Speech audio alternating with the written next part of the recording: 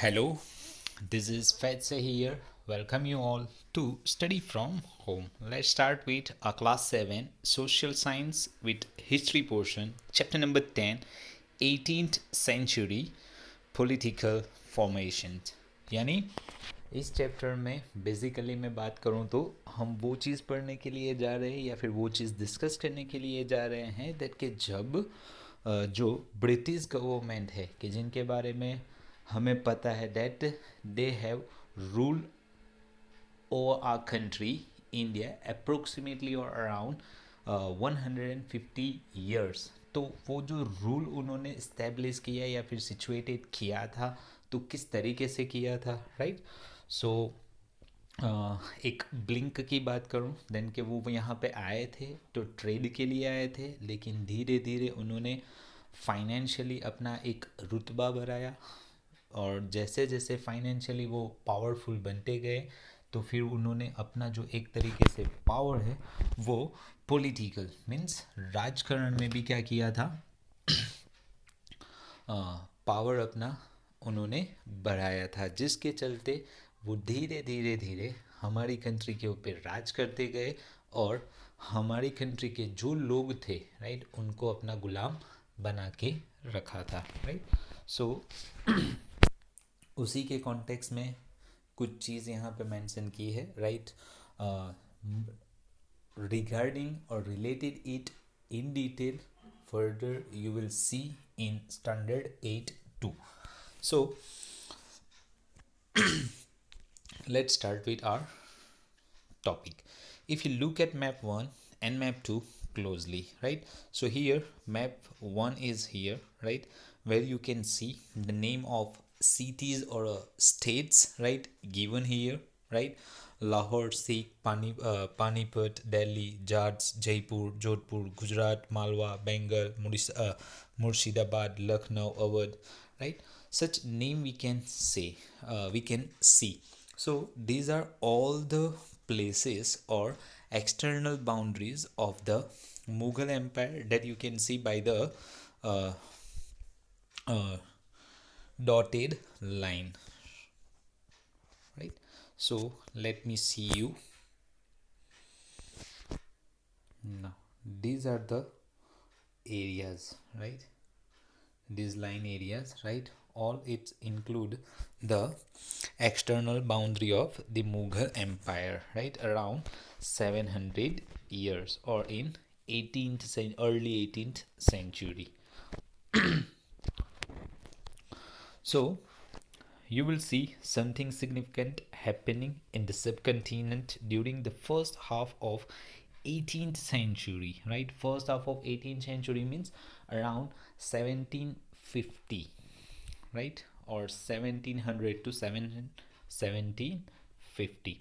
Notice how the boundaries of Mughal Empire were reshaped, यानी फिर से उसको क्या किया गया था, बुना गया था या फिर से उसको क्रिएट किया गया था by the emergence of the number of independent kingdoms. So जैसा कि हमने ऑलरेडी पिछले या जब मुगल चैप्टर का डिस्कशन हुआ था तब भी आप लोगों को पता है दैट कि किस तरीके से मुगल एम्पायर्स रन हुए थे, राइट, और किस तरीके से जो एम्पायर्स है वो इंडिपेंडेंट हुए थे, as well as we have talked about in the recent chapter number 7 tribe nomad. तो किस तरीके से मुगल के टाइम पे भी कुछ ऐसे ट्राइब्स थे जो इंडिपेंडेंट बढ़ के उन्होंने अपने आप का जो किंगडम है या फिर अपनी जो एक रूलिंग एम्पायर है वो उसको क्रिएट किया था, right? So let we see the map number 2, right? So here you can see, right, the number of kingdoms: Sikh, Rajput, right? uh, After that Awadh, right, Nizam, Mysore, right? So uh, Bombay were British, right? In Goa, Portuguese, right? Pondicherry, right? French, right? And British combinedly, right, rule over such places, right?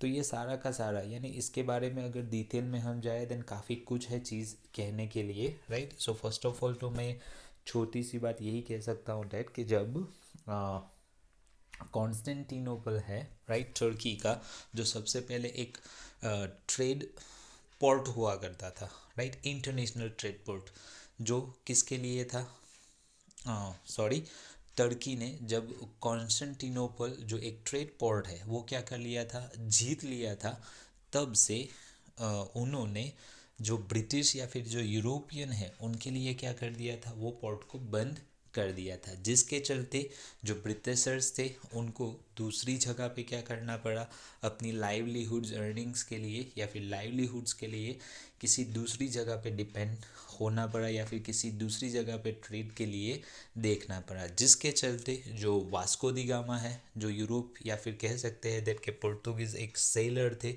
वो ऐसे ही किसी trade port की खोज में निकल गए, निकलते निकलते वो कहाँ पे पहुँचे थे, इंडियन सब कंटिनेंट प्लेसेस पे पहुँचे, जहाँ पे उन्होंने देखा डेट के सूरत के साथ एक कोस्टल एरिया कनेक्टेड है, राइट, उसे कालीकट पोर्ट के नाम से भी वो जाना गया है, राइट। तो फिर वो वहाँ पे देखा तो उन्होंने देखा डेट कि यहाँ की जो कंट्री है वहाँ पे जो एक डाइवर्सिटी है डिफरेंट डिफरेंट चीज़ों के चलते वो सारा का सारा उनके लिए क्या हो सकता है, बेनिफिशियल हो सकता है। फिर उन्होंने ये मैसेज अपनी कंट्रीज़ को दिया, फिर वो लोग यहाँ पे आए, तो बेसिकली वो जब आए थे वो किसके लिए आए थे, सिर्फ ट्रेड के लिए, यानी उनकी जो चीज़ें ज़रूरी चीज़ें हैं वो कॉन्स्टेंटिनोपल से हटके अब ये हमारी कंट्री उनके लिए क्या बन गई थी, एक इम्पोर्टेंट प्लेस बन गई थी, जहाँ से उनकी जितनी भी चीज़ें हैं वो हासिल कर सकते थे, राइट। सो उसका जो स्टार्ट है वो यहाँ से होता है, राइट ना। By 1765, notice how another power, right? The British had successfully grabbed major chunks of territory in eastern India. लेकिन फिर धीरे धीरे वो जो ट्रेड के लिए फिर बाद में काफ़ी टाइम तक उन्होंने ये करते रहे और फिर उनका एक रूलिंग पावर उन्होंने क्रिएट किया था, जिसके चलते 1765 में ऑलमोस्ट उन्होंने Bombay, Goa, right, as well as Pondicherry, Fort Saint David, वो सारा का सारा वहाँ पे अपना जो एक कंट्रोल हासिल कर लिया था, as well as in the eastern side too. What these maps tell us is that political condition in 18th century India changed quite dramatically and within a relatively short span of time. यानी इससे हमें पता क्या चलता है date कि किस तरीके से हमारी कंट्री की जो बाउंड्री करे वो शॉर्ट पीरियड के टाइम के लिए ही सही, राइट, किसके हाथ में चली गई थी, यानी हमारे हाथ में थी, सॉरी, हमारे यहाँ पे जो रूलर्स थे उनके हाथ में थी, वहाँ से ब्रिटिश के हाथ में गई थी.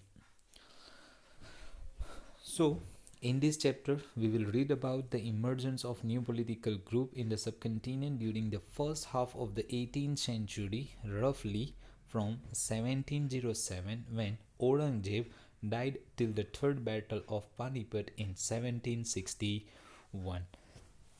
सो यहाँ पे इस चैप्टर में बात की गई है डेट के अर्ली 18th सेंचुरी मीन्स रफली 1707 से स्टार्ट होके कि जब औरंगजेब की क्या हुई थी, डेथ हुई थी, कब, पानीपत की लड़ाई लड़ते लड़ते इन 1761.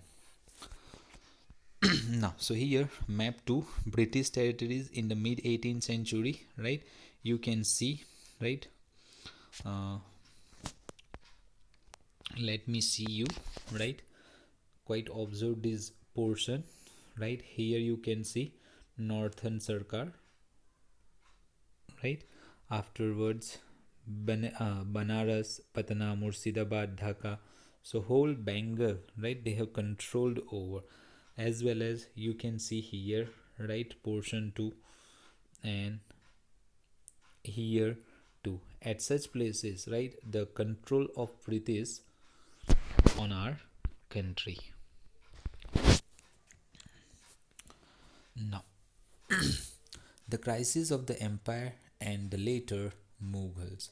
In chapter 4, you show how the Mughal Empire reached the height of its success and started facing a variety of crises towards the closing years of 17th century. Means कि करीब करीब after इन 17th सेंचुरी मीन्स करीब करीब 1650 के बाद वाला जो portion है, तब किस तरीके से मुग़ल अपनी यानी हाईएस्ट पोजीशन पे पहुँचे थे और किस तरीके से उनको डिफरेंट क्राइसिस का सामना करना पड़ा, यानी कैसे मुग़ल का एक तरीके से क्या हुआ, पतन हुआ।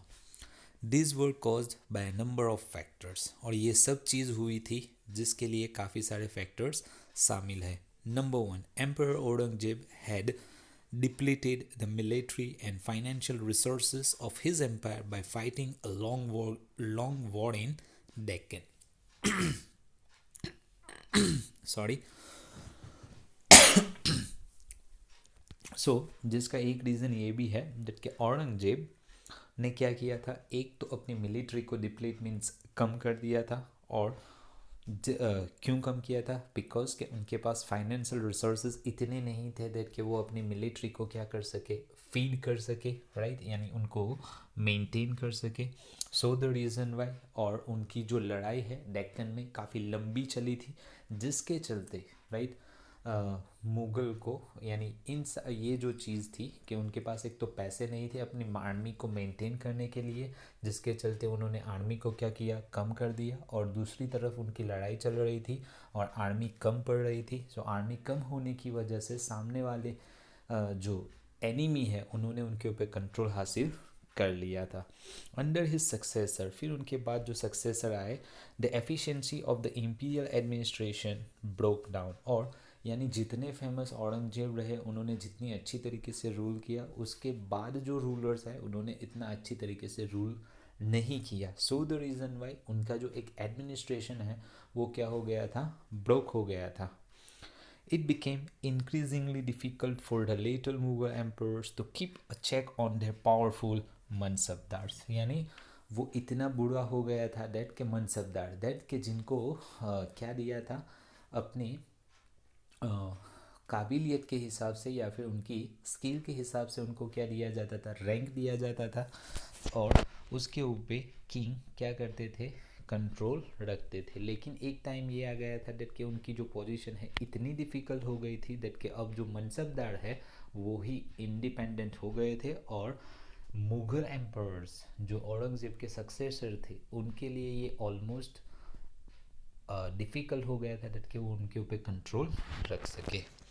Nobles appointed as governors, right, और जो नोबल्स यानी जो स्कॉलर्स थे उनको गवर्नर्स एज ए सूबेदार अपॉइंट किया गया था। Often control the office of revenue and military administration, that is Deewani and फौजदारी, यानी पैसों को कलेक्ट करना, एज वेल एज जैसे हम कह सकते हैं जो लैंड होती थी, लैंड के ऊपर जो टैक्स लेना, that was also right, and also military means कि अगर कोई गुनाह करता है उसके ऊपर कुछ कानूनी क्या लड़ने हैं, यानी उनके साथ सलूक करना है उनको, यानी कानूनी तौर पे उनको सज़ा देनी है, तो वो काम किसका होता था, मिलिट्री या फिर फौजदारी।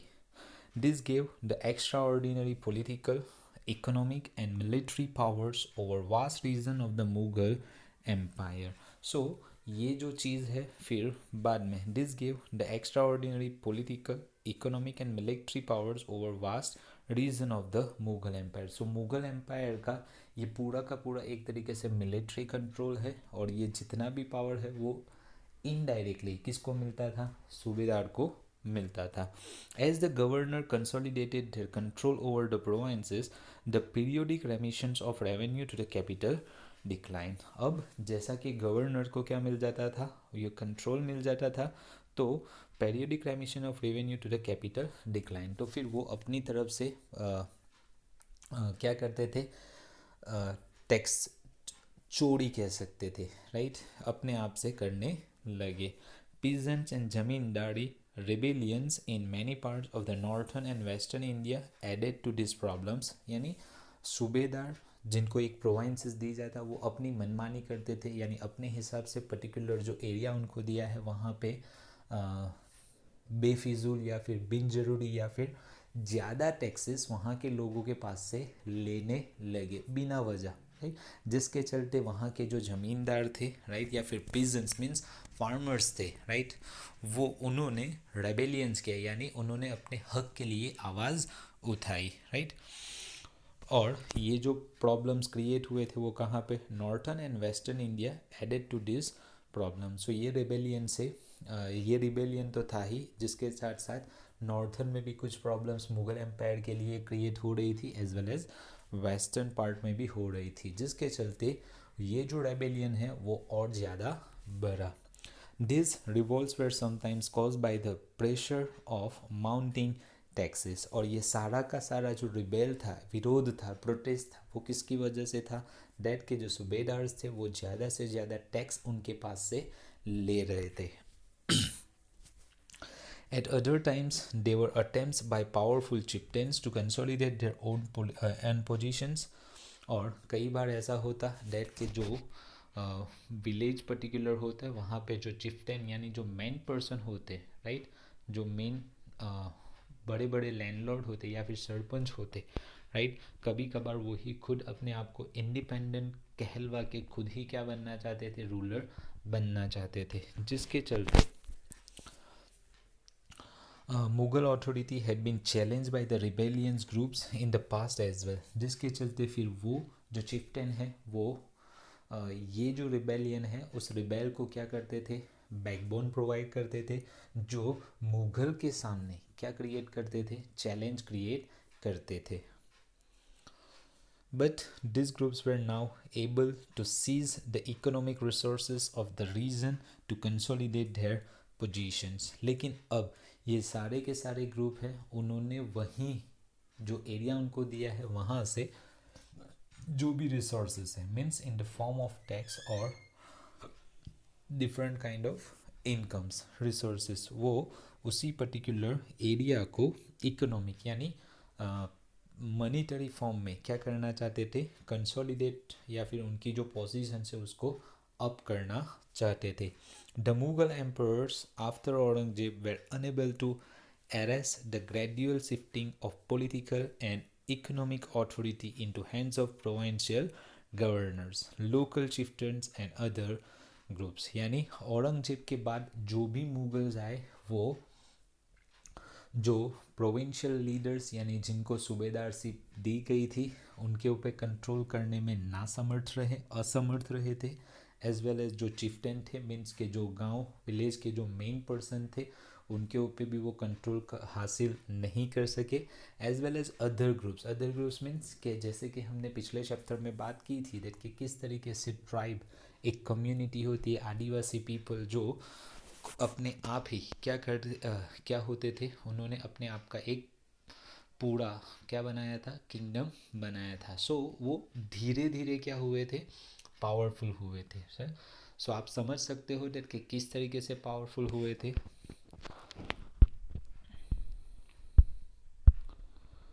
So rich harvest and empty coffers that we will discuss in next, right? So we will continue with our next paragraph. In the midst of this economic and political crisis, the ruler of Iran, Nadir Shah, sacked and plundered the city of Delhi in 1739 and took away immense amount of wealth। यानी उसके बाद that underline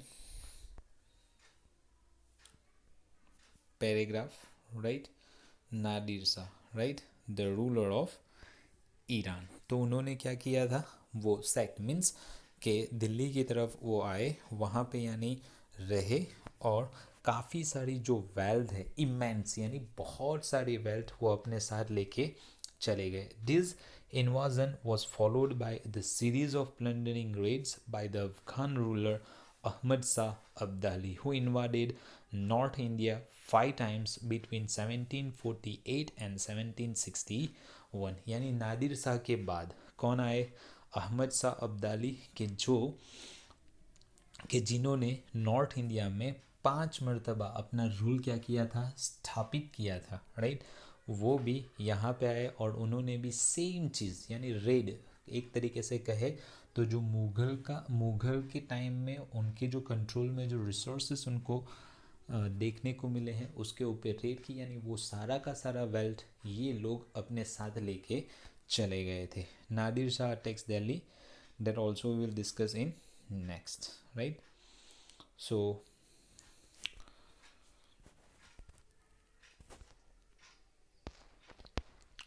that's all for today. So in next we will discuss rich harvest and empty coffers, right? And also the new topics as well, right? Till then, take care of yourself, your family. Thank you very much, and have a nice day. Thank you.